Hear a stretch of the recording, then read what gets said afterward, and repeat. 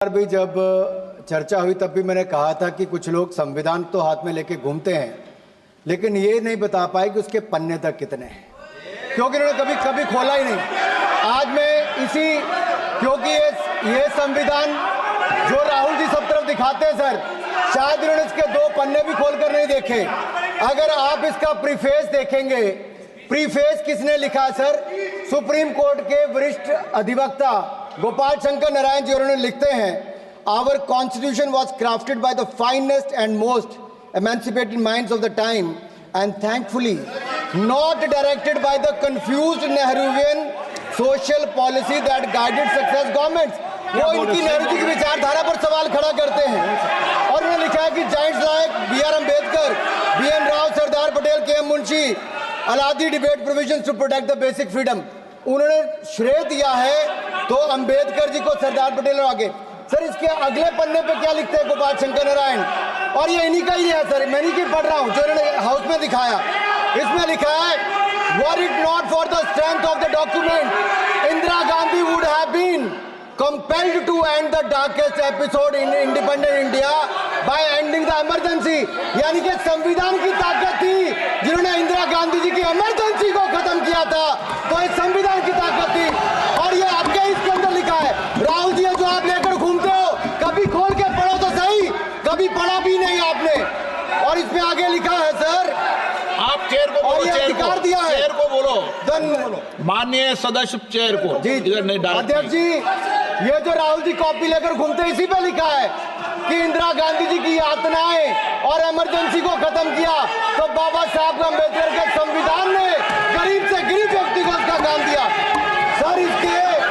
Sir आप इसके preface पे जाइए, सर आप इसके प्रीफेस के बाद फॉरवर्ड जो लिखा सर, ये भी सुप्रीम कोर्ट के बहुत बड़े वकील है, उन्होंने क्या लिखते हैं सर कि जब संविधान बना उसके बाद सर, देश आजाद होने के बाद पहले दिन से ही लेजिस्लेटिव और हमारी ब्यूरोक्रेसी सर, हमारी दोनों ने ही जुडिशरी के साथ सींग फंसा के रखे, जुडिशरी को नीचे दिखाने की बात की।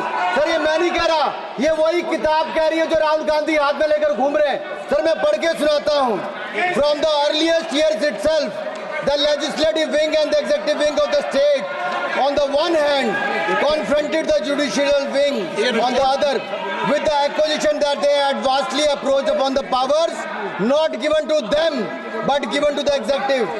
The then law minister on 28th October 1976 issued a strident warning to the judges of the Supreme Court and I quote, sir मैं quote कर रहा हूँ, an atmosphere of the confrontation was sought to be created by those whose duty it was to see that they did not encroach upon the field which did not legitimately belong to them. Nothing should be left undone now to ensure that such a situation did not recur. If even after the amendments confrontation continues, then I think it will be a bad day for the judiciary. ये कौन कह रहा है? उस समय के law minister कह रहे हैं। और क्या कहते हैं sir again, we are trying to save them from the temptation to intrude into the powers which do not belong to them. What we are doing today is not to save the people from the judges. ये कह रहे हैं, we are trying not to save the people from the judges, but really enabling the judges to save them from themselves. This was said during the emergency which hit the nation like tsunami and brought about the realization and the constitution could not be subverted. Sir, अगर ये संविधान जो बाबा साहब अम्बेडकर ने दिया उसी ने देश को बचाया।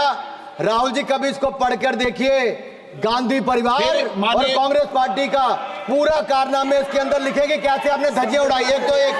दूसरा ये जो कहते हैं बीजेपी के लोगों को सर ये मनगढ़ंत आरोप, सर ये अंगूठा काटने की बात करते हैं, इनके राज में सिखों के गले काटे गए, सिखों के ऊपर कत्लेआम किया गया, सिखों के बाद दंगे सबसे ज्यादा हुए तो कांग्रेस के समय हुए।